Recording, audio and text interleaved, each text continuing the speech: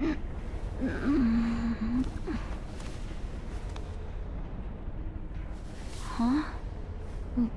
Where?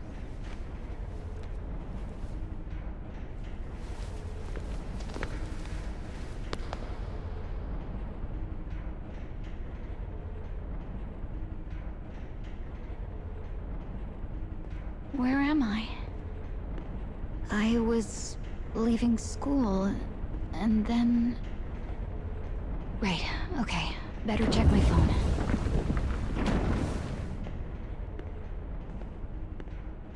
That's strange. It won't turn on. Did I break it or something? Okay. I need to get home.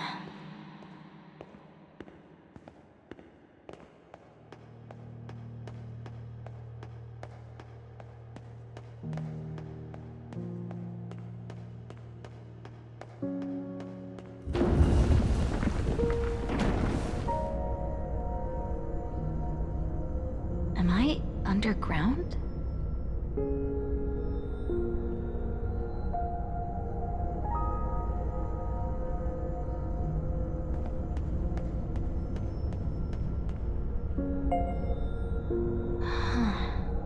What a strange stone. I think there's something... Huh?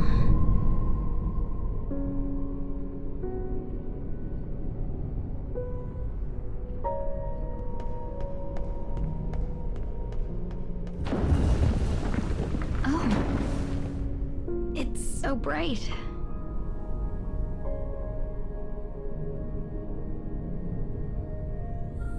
Okay. This is definitely not Tokyo.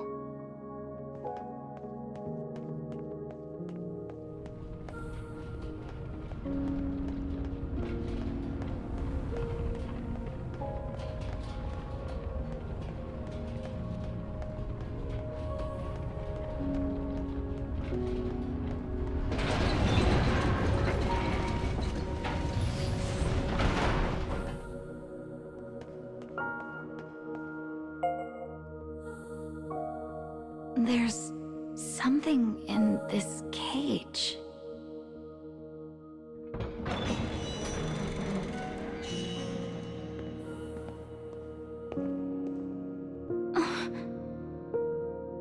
Ah, there you are, HINA. I thought you were gonna sleep the whole day away. I'm sorry? How do you know my name? And how are you floating? Oh, no need to get yourself bogged down in details. For now, all you need to know is that you can call me Papa.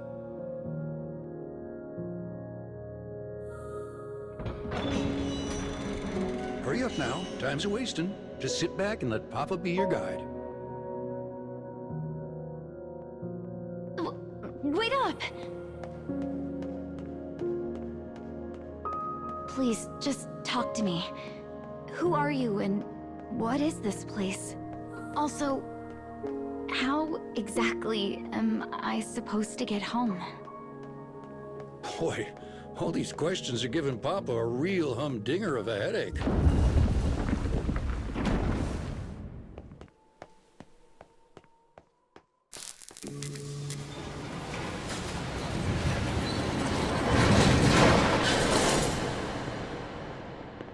Is this an elevator? It certainly is. Now hop aboard. Let's be on our way.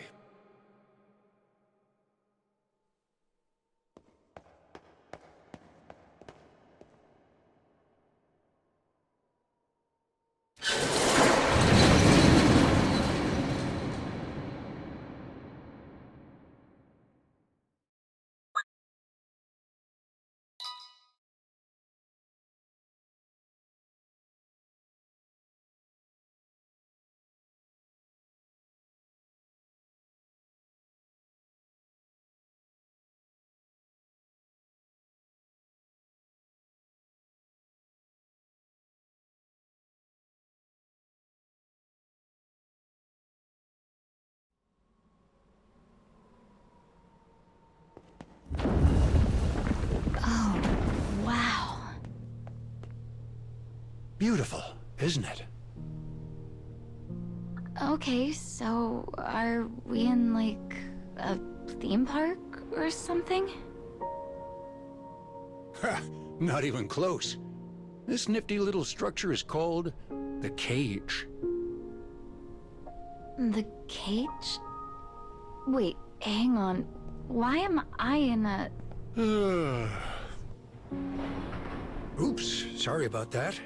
I've been keeping some late nights recently.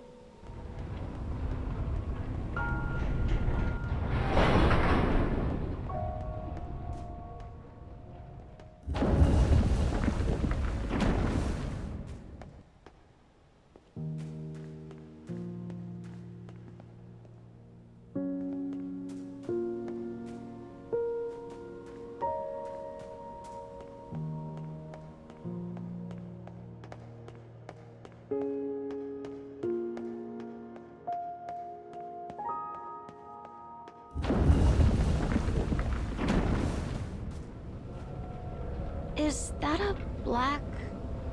mannequin? So close. That, my dear, is a dark scarecrow.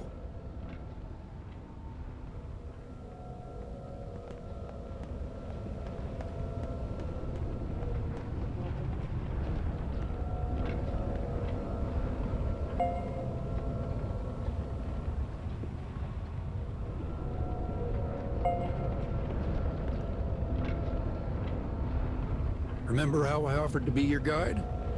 Well, I'm afraid my services aren't exactly free. You'll need to put in your share of the work. Welcome to adulting! Now wait just 1 minute. I was dragged to this place against my will, and now you want me to... Wait, what's happening?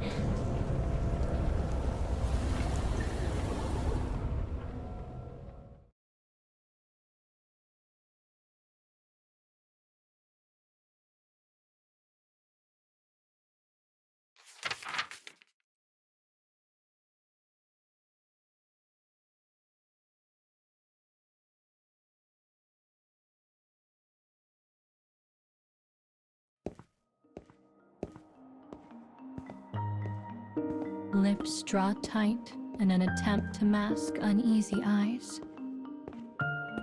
A wavy-haired girl gazes up at the towering building before her.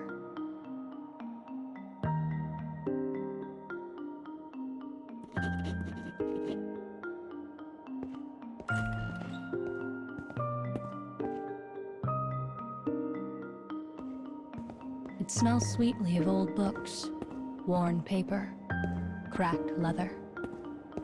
As the girl moves, she wonders if she has somehow found her way into one of her childhood cradle tales. This is a school for youngsters who show promising aptitude in the ways of magic.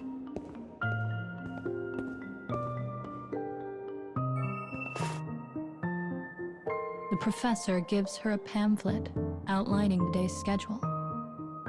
It also contains her first lesson, a handful of simple spells she is expected to master.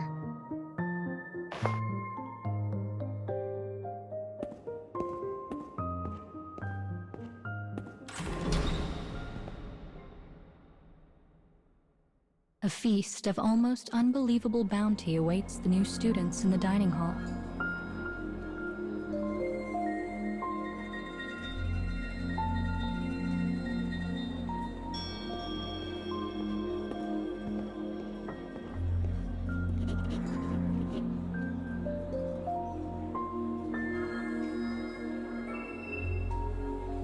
Partway through the hall, she encounters a shy, bespectacled student, crying softly to herself.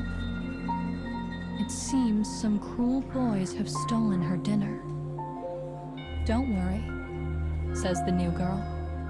"I'll get it back for you." She and the other girl make their way to the end of the dining hall.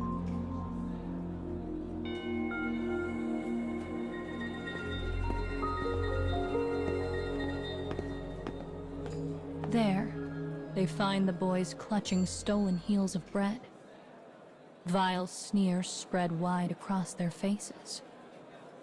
"Give it back," says the girl.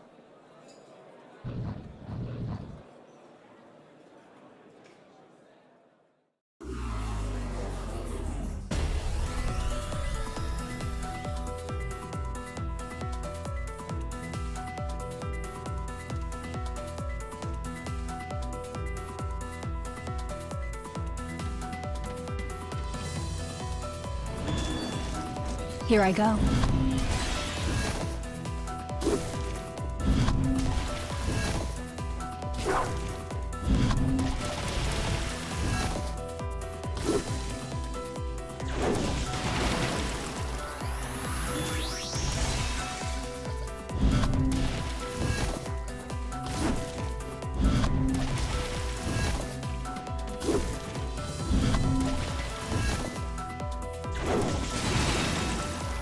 You're okay.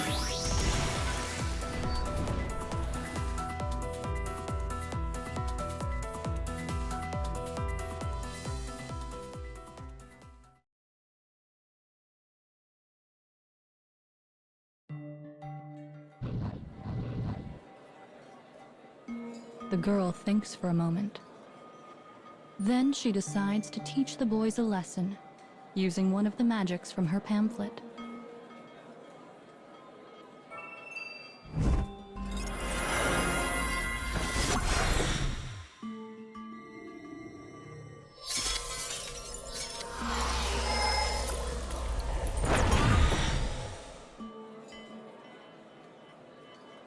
But the spell is all flash and dazzle, and the laughing boys easily repel it.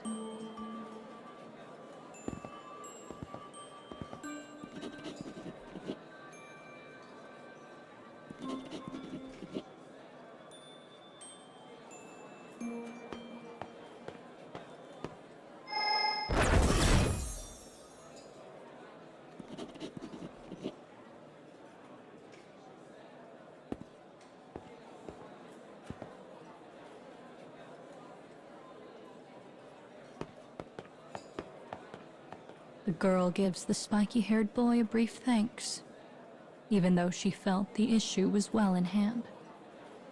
The boy smiles proudly, and rushes off to rejoin the feast.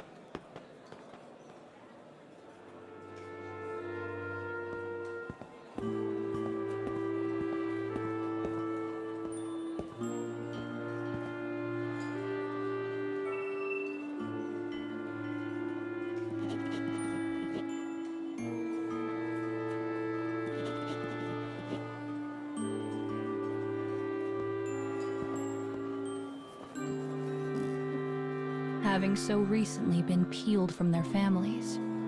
Every heart in the room is filled with unease. But the smell of good, warm food causes all tension to melt away.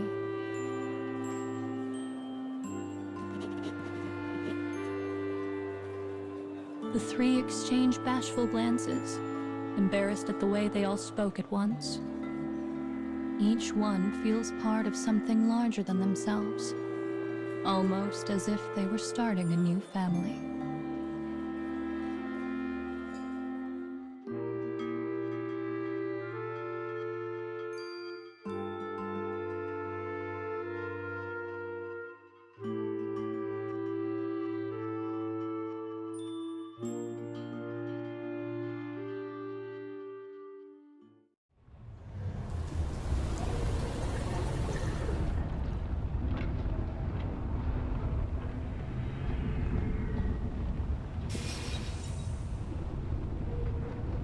Who was that little witch girl? Was that a dream? Is all of this a dream?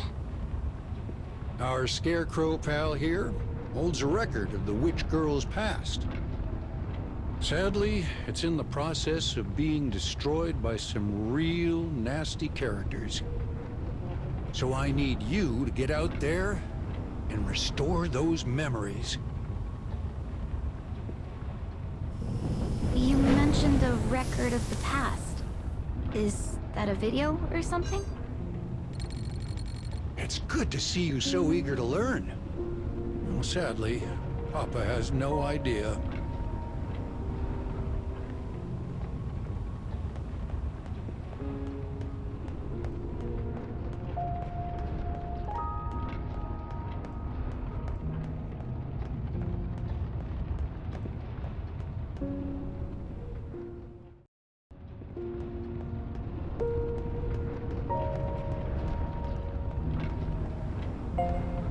Ugh, these things are such a pain. We'll have to break through them if we want to restore the past.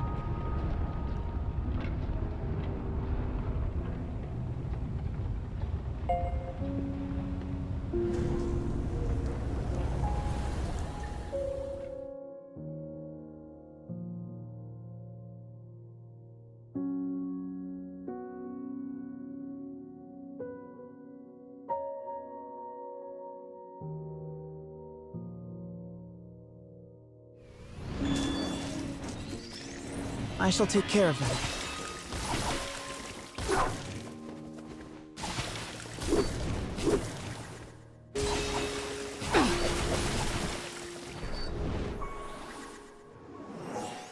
What a goddamn pain.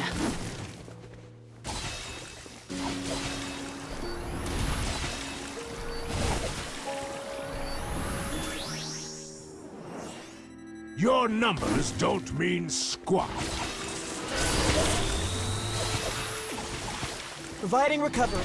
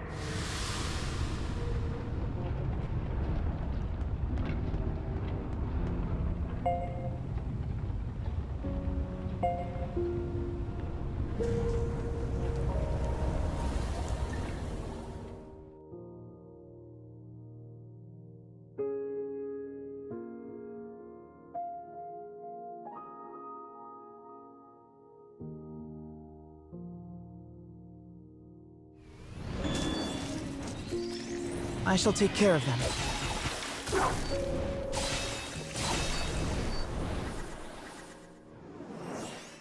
Your numbers don't mean squat.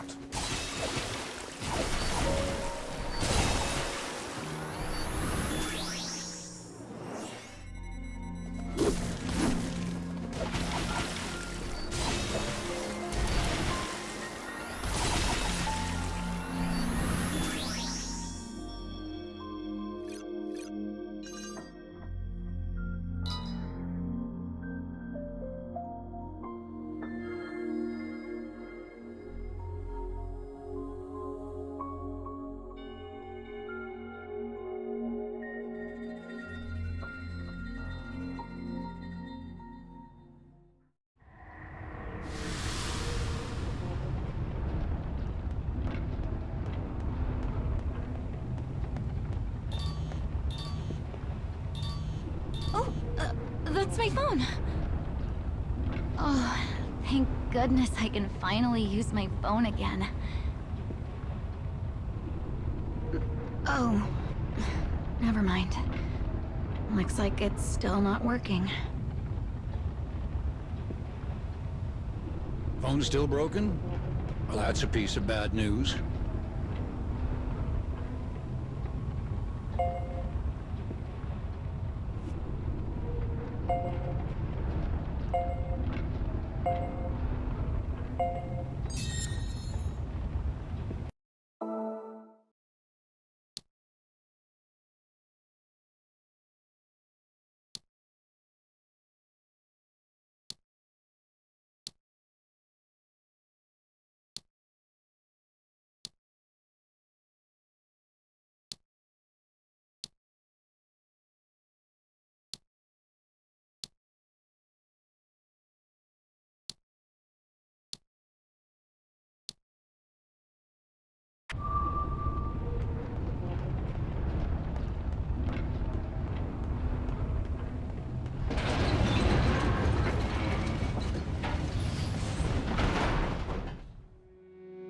Is this a prison?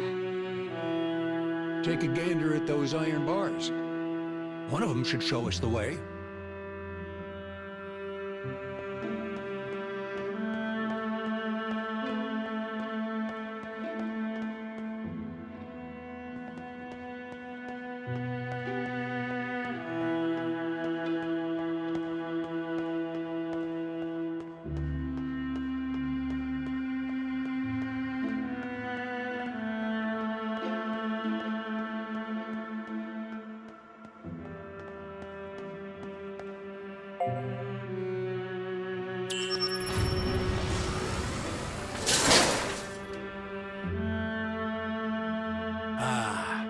I bet that did the trick.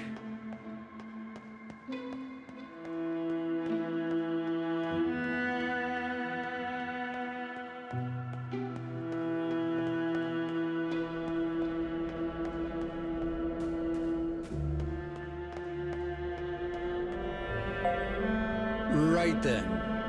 Ready to restore the past? Is it going to suck me in again? Because that was a terrible feeling.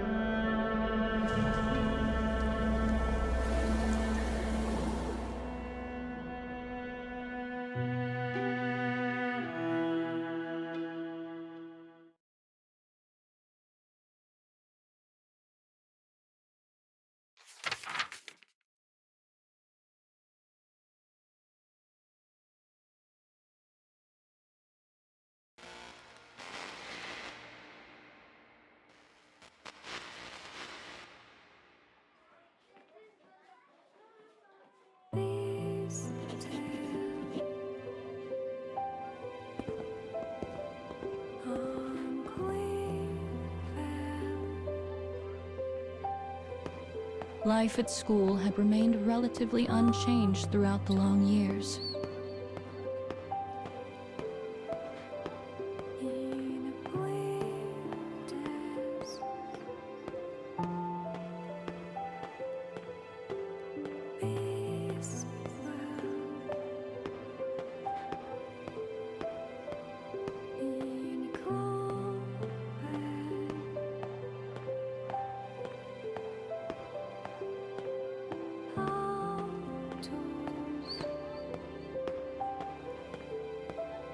The once young girl now grows ever closer to adulthood.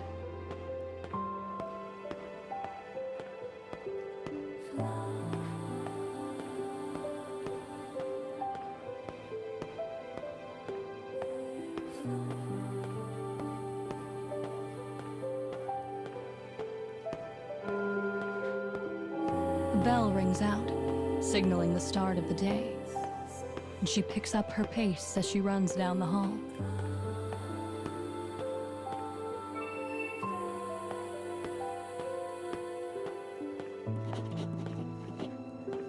A bespectacled student calls out to her, The same one she attempted to rescue all those long years ago. Though she has matured in many ways, she remains as shy as ever.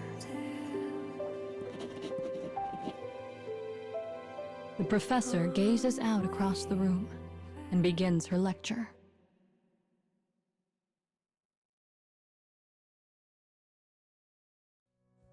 Pledges are a long-held custom for our kind. They allow two who are close to form a pair and pass their magics to each other.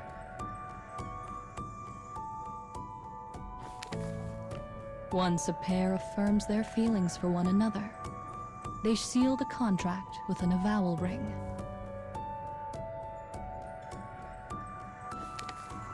The day of pledging draws near, and you will all be able to participate if you so desire.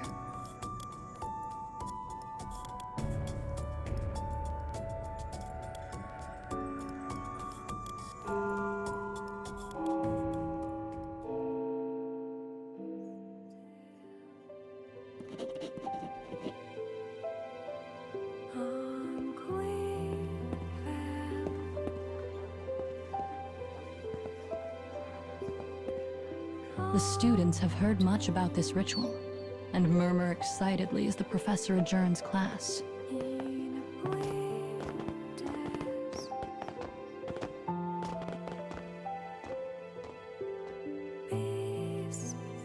A group of boys slowly walk up to the girl with the wavy hair and offer her gifts of adoration.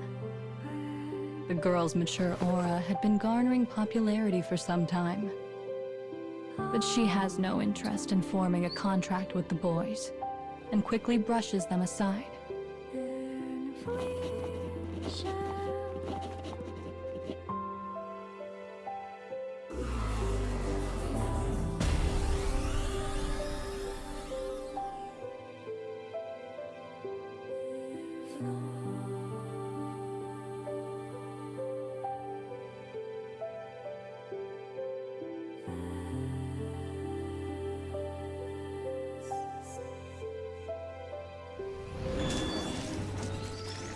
Think you can stop me?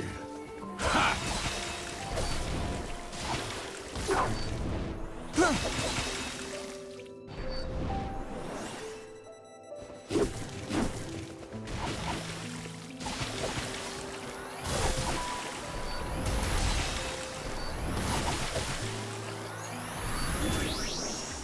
What a goddamn pain.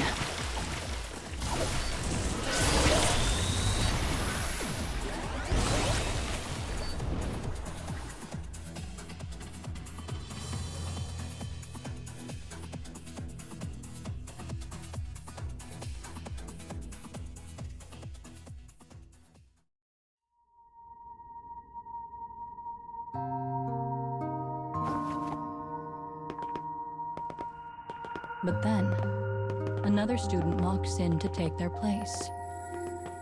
It is the spiky-haired boy who shared a meal with the two girls when they were younger. That day led to a friendship between the three that only grew stronger as the years went by.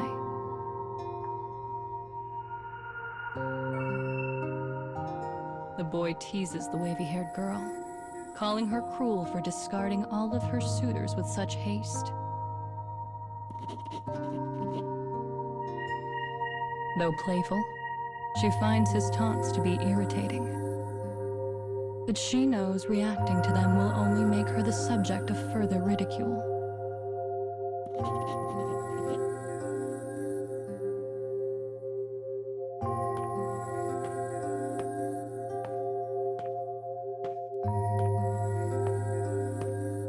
The bespectacled girl stifles a laugh at her friend's affectionate bickering.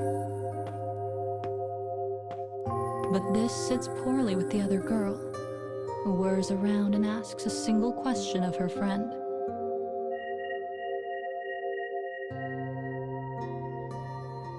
The laughter dies, and after a long moment of serious consideration, she finally gives a halting answer. No one in particular.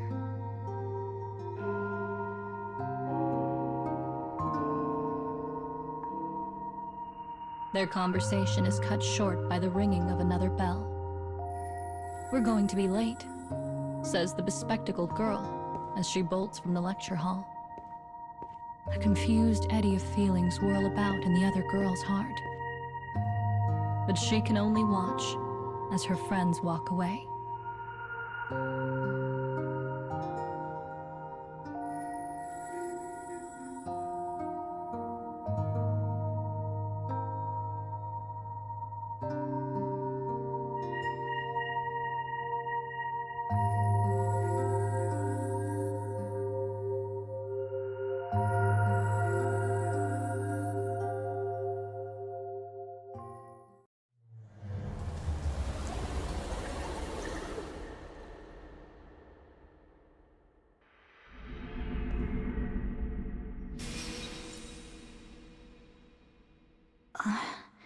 Another memory from that little witch.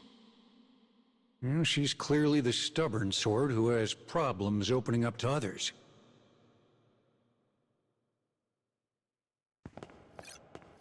How about you, HINA?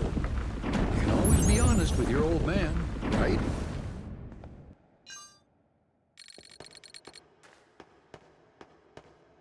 Oh. Ooh, that's cold.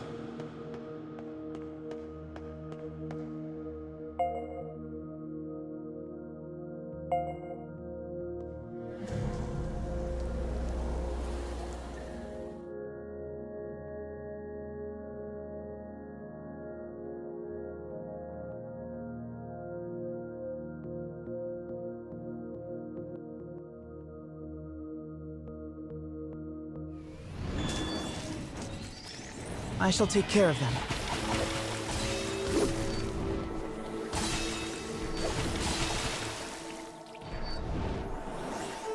Your numbers don't mean squat.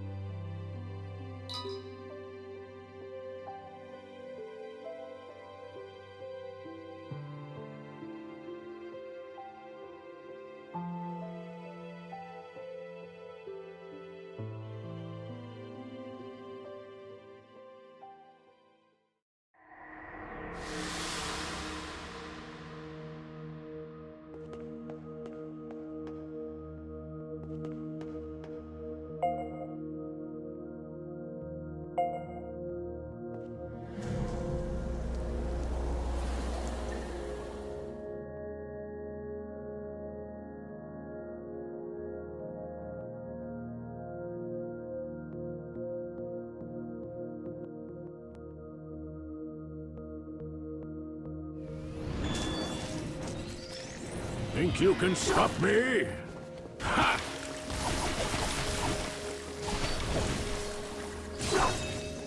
Here I go.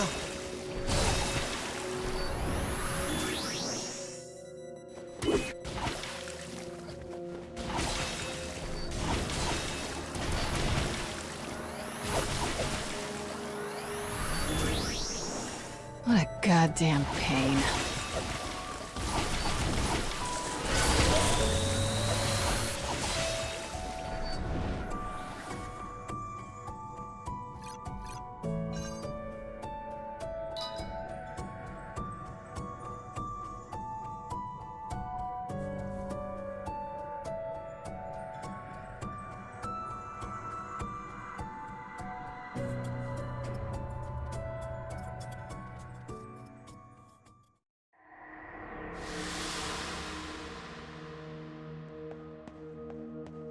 It's dark here, so watch your step.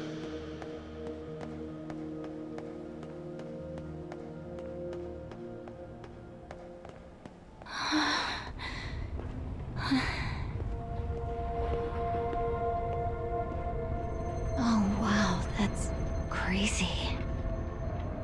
The sun doesn't shine anymore. It's Broken. How do you break a sun? This place is... Oh, right.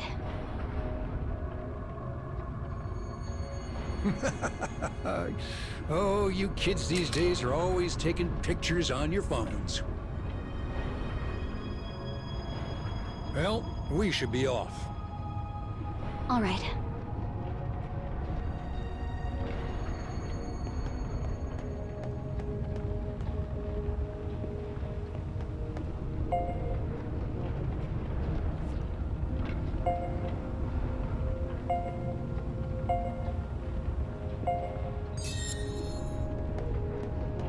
You know, I bet that picture would go viral if I uploaded it.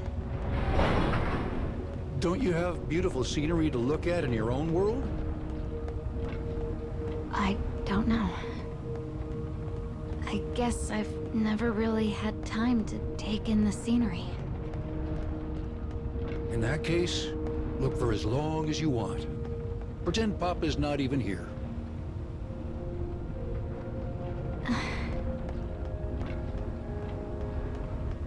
Thank you.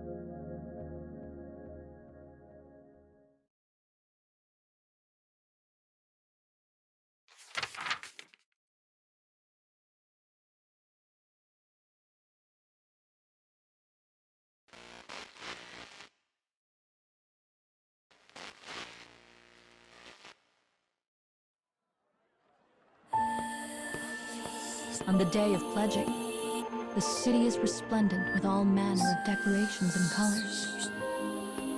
The sight causes the wavy-haired girl to practically bounce up and down with excitement.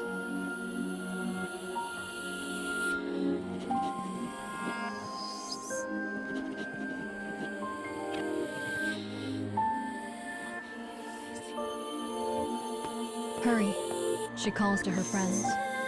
Let's go before the shops close. Smiling, she leads her friends through the streets.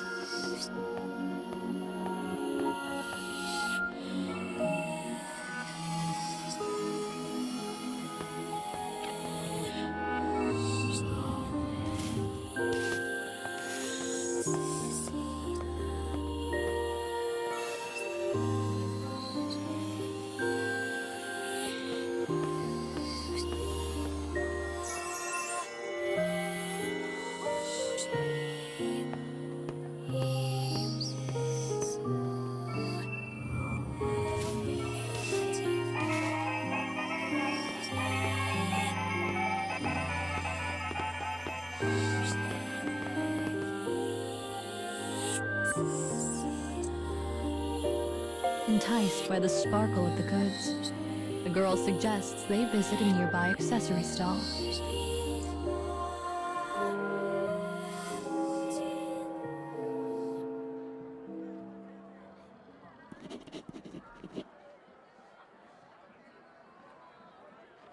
With their bespectacled friend called away, the boy and girl suddenly find themselves alone.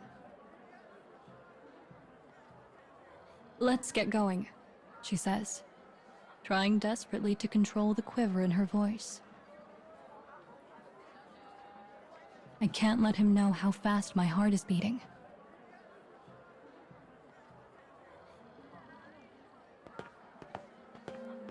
Thoughts and emotions swirl inside the girl like a maelstrom.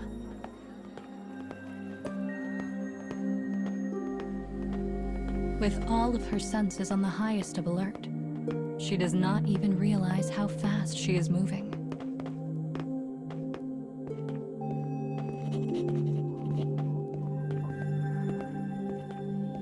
The two finally arrive at the pledging plinth, their figures silhouetted by the setting sun. The girl speaks first.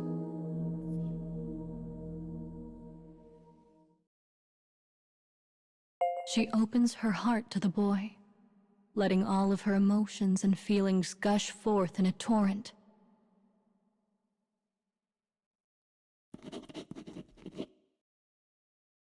Silence stretches out. A moment, an hour, an age. Finally, the boy shakes his head. The girl's heart is immediately drowned in an ocean of despair.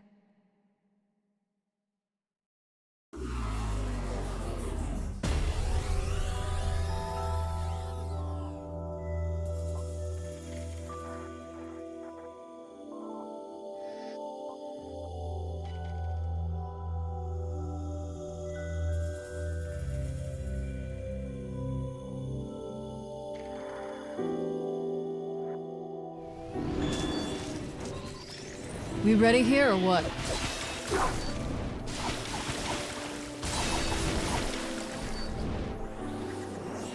Your numbers don't mean squat.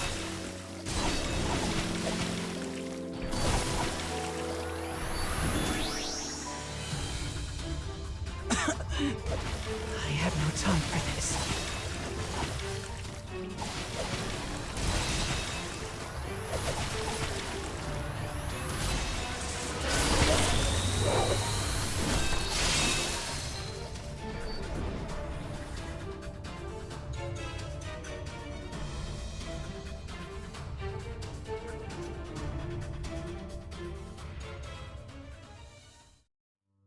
The boy manages to form a kind of base apology, his head hanging low all the while.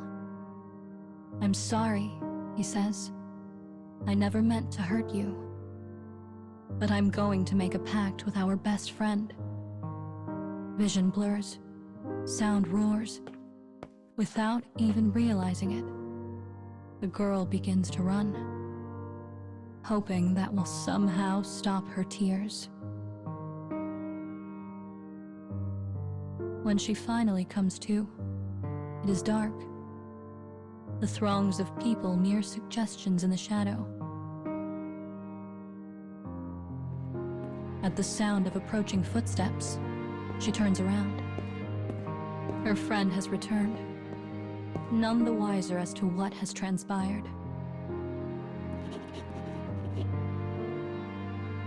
The innocent question pricks at the girl's heart like a thorn.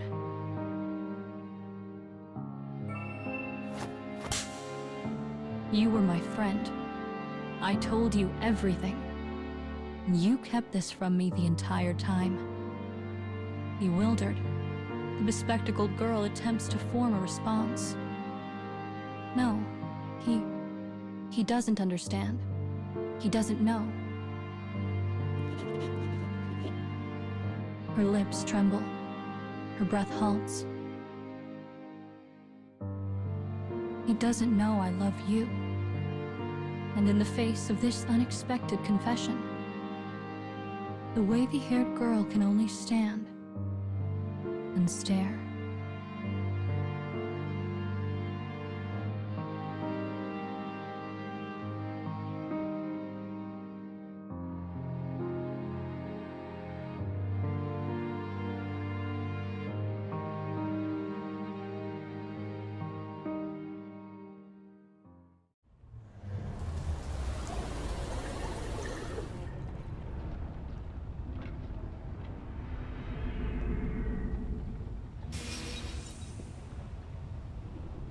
There is nothing more sad or terrifying than young people in love. I wonder who ends up with who.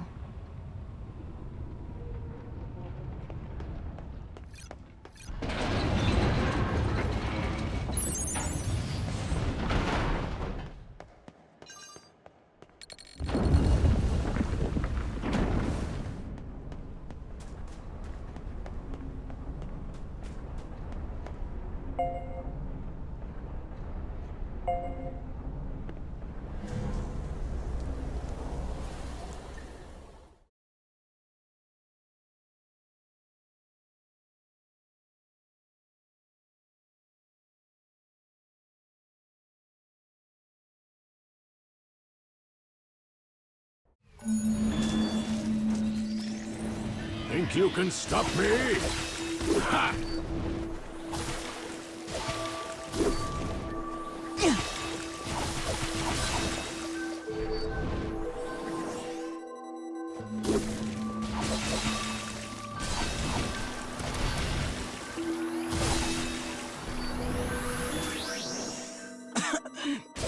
I have no time for this.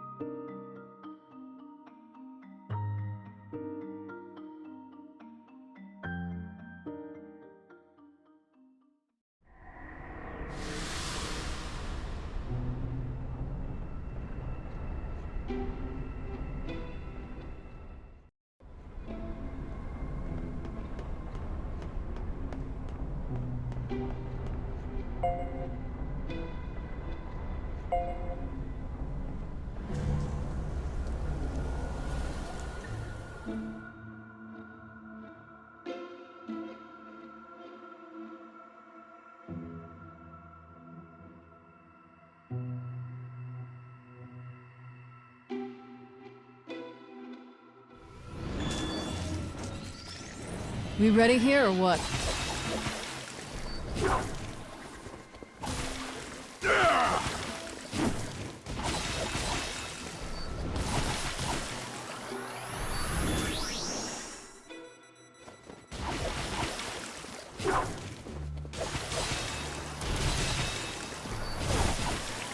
You'll be all right now.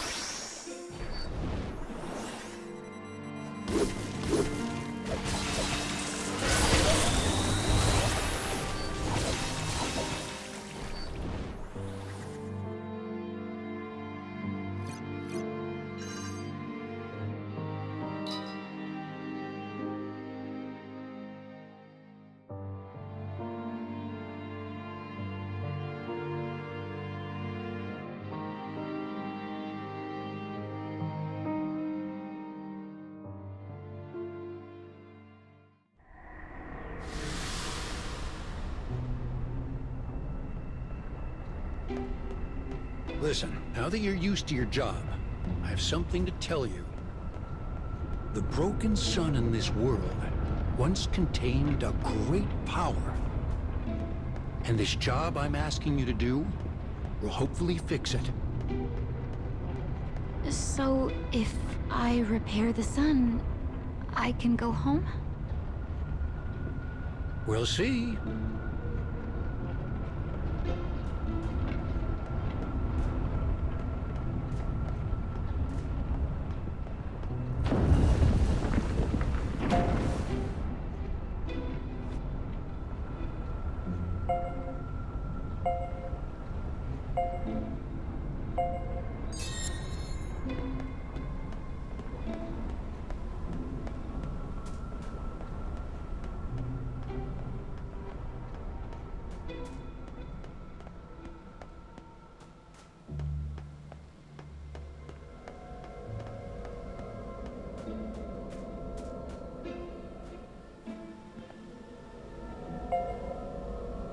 When you finish this restoration, you'll get a fun surprise.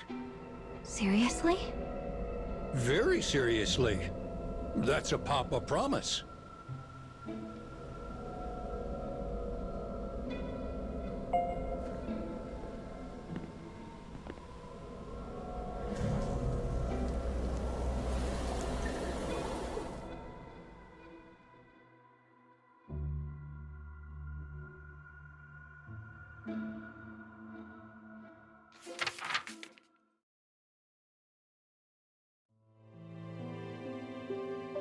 The wavy-haired girl is stunned. She thought her friends were going to betray her by pledging themselves to each other. But instead, her bespectacled friend has confessed feelings for her. I went out with him once because I didn't know how to get out of it, whispers the bespectacled girl.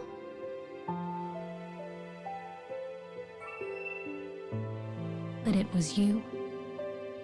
It was always you.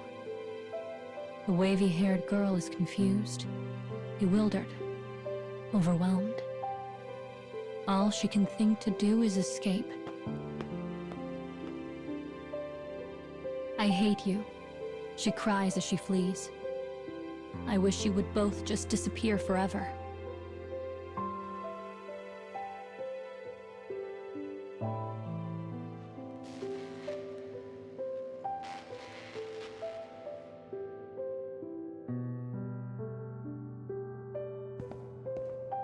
For the next 3 days, the girl barely eats or sleeps. Her heart aches with regret.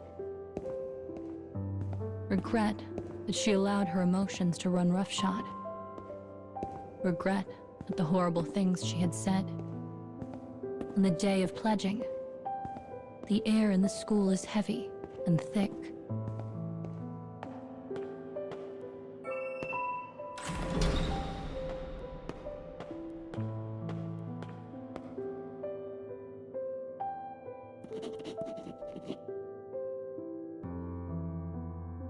The professor clears her throat.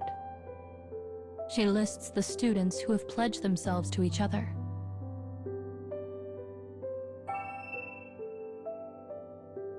But the girl's friends are nowhere to be found.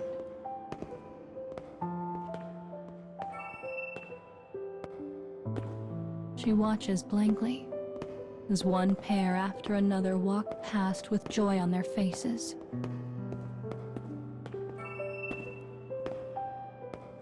But no matter how much time passes, her friends do not arrive. The professor is clearly troubled by this development. Knowing how close the three are, she asks the girl to search for them. As she runs, the girl comes to a realization.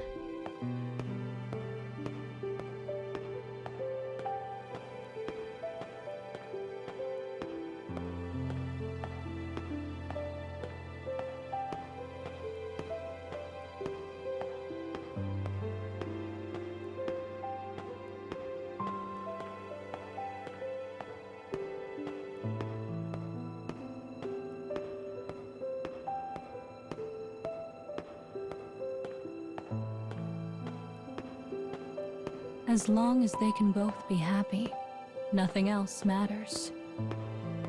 She decides then and there to apologize to her friends, and to do all she can to support whatever decision they arrive at.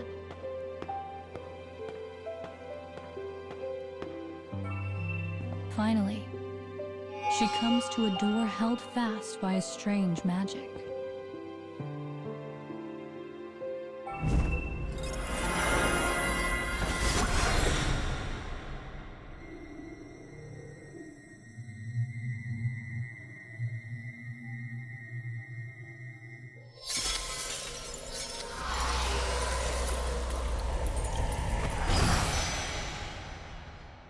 Concerned, she quickly dispels it and proceeds inside. The boy lies before her. His body is cold and still.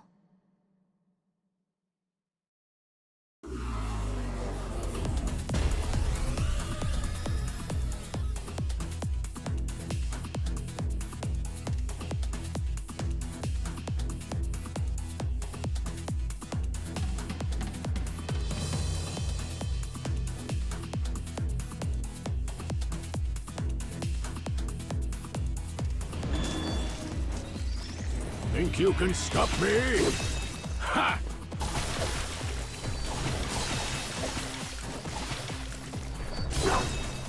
Keep going. I have no time for this.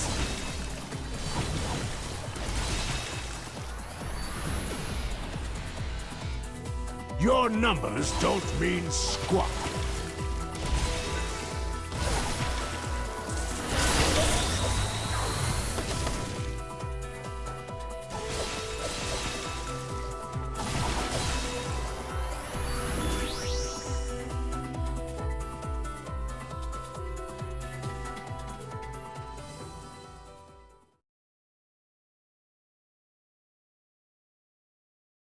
The cause of his death is unknown. But as no magic art can revive him, a funeral is held the following day.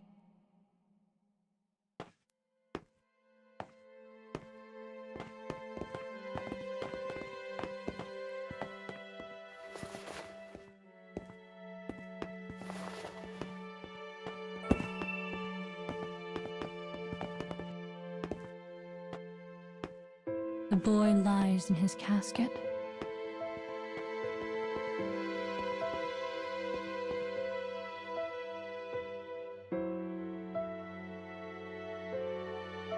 His death is a mystery, and the bespectacled girl has vanished without a trace. The wavy-haired girl had wished them both away in a moment of rage, and now it had come to pass. If only she had supported them. If only she'd never loved the boy. If only. If only. If only. As regret clamps its cold fingers around her heart, she whispers 4 words to whatever god might be listening.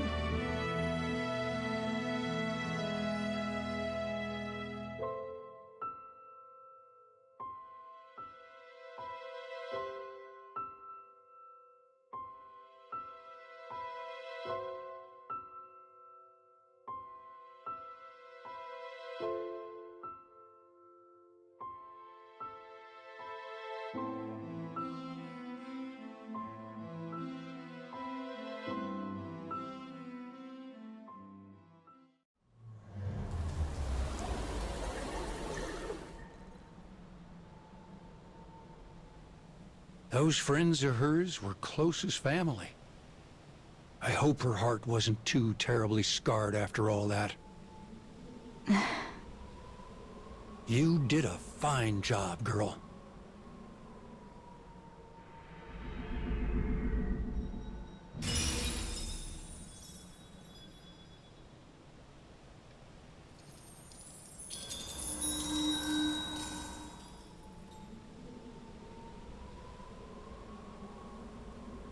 So here's the fun surprise I promised. A soul fragment. It's pretty, but I can't believe we came all that way just for this. Anyway, can you please send me home now? I really need to get back soon. Well now, I bet you'll change your mind if we go just a bit further.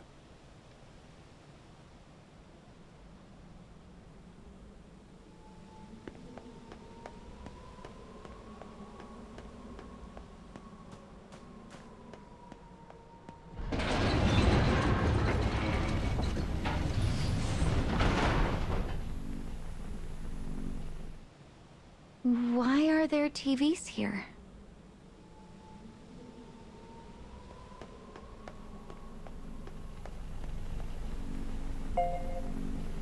Wait, that's strange. They all look like the old TV we have at home. Do you really think it could be a coincidence? Think, girl.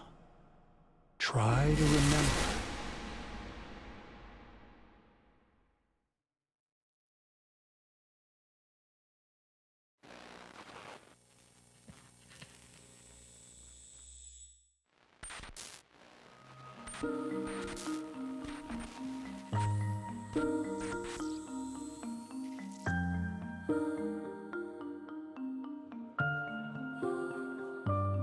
In a metropolitan high school, the windows have been flung wide to welcome the early summer breeze. The chatter of students eager to head home fills the halls. A girl emerges from a classroom.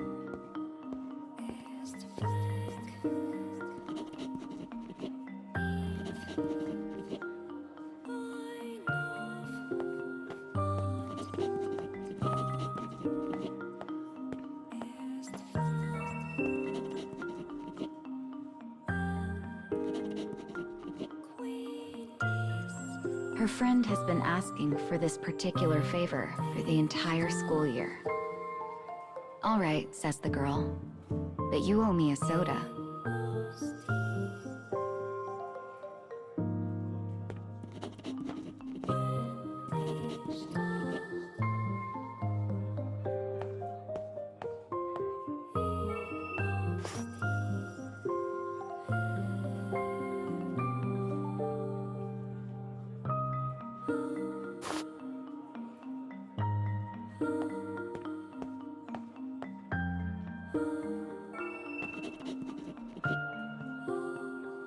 Her teacher's confidence in her ability could not be more clear. "I'll do my best," responds the girl, giving her teacher a polite smile that fails to reach the eyes.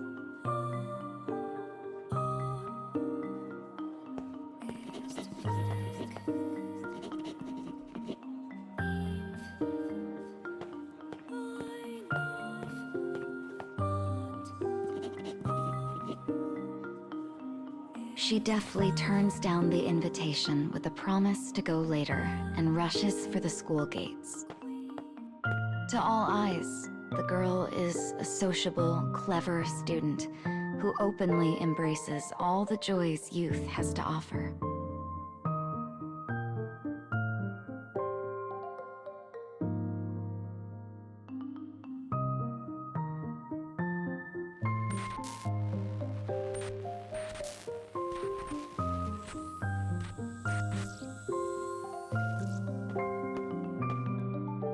The girl makes her way down a quiet residential street, away from the chaos and clatter of the city.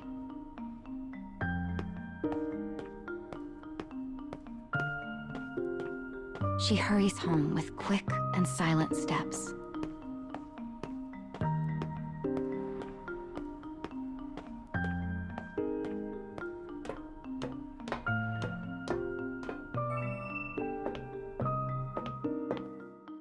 "I'm home," she calls out in a relieved voice after stepping through the door. Said home is a meager, unfortunate apartment, a far cry from the halcyon image of her school life.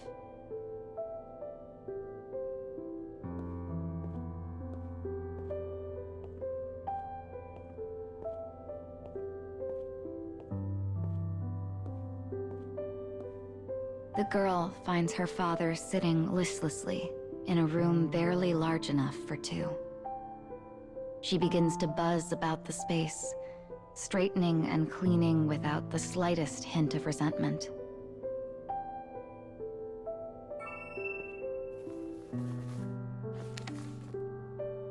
Perched casually atop the TV is a bank book that represents their entire life as father and daughter. The remaining balance is less than some of her friends' allowances. But she manages to make ends meet by working part-time.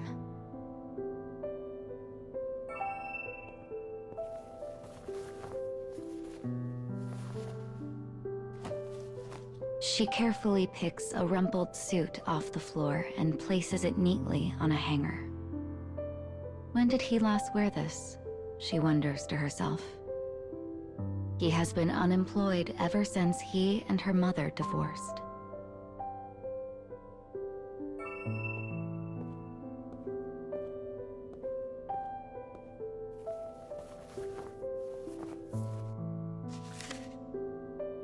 She finds a family photo fallen from one of the gaps between books. It shows her with her parents and little brother, who had gone to live with their mother after the divorce. It shows a time when happiness was not yet a fiction, and after a moment, she crushes it in her fist.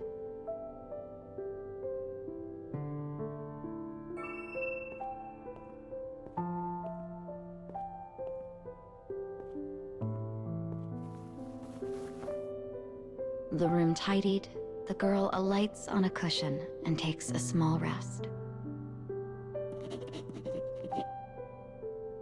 Her father's speech is dull, flat. It sounds like the final puff of air released from a corpse. His ex-wife's wasteful spending had saddled him with impossible debts. Emotionally and spiritually broken, her father's daily life had become a thing of rote and sorrow.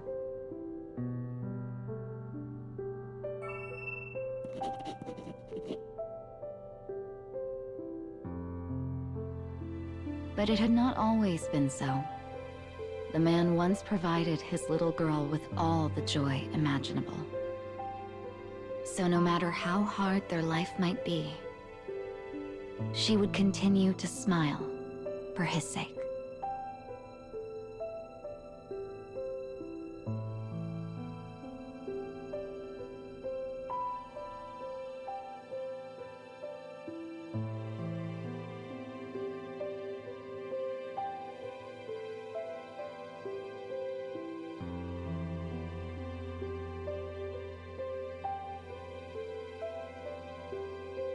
Dad?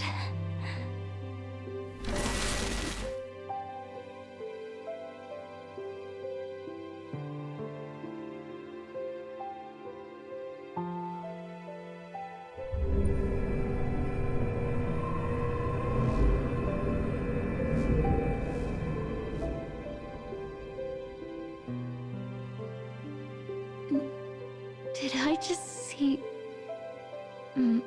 my past? I'm so confused right now. This isn't exactly a sure thing, but you know how we're restoring the past and the scarecrows? Well, we might be able to change your past in the same way. Fun, right?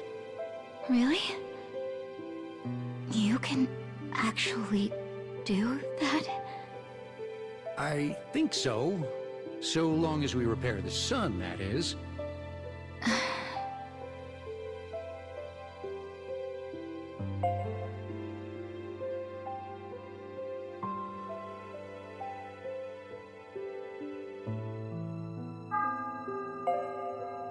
All right then.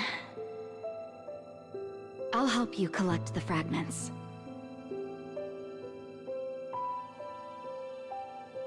Wonderful. I knew you wouldn't turn your back on dear old Papa.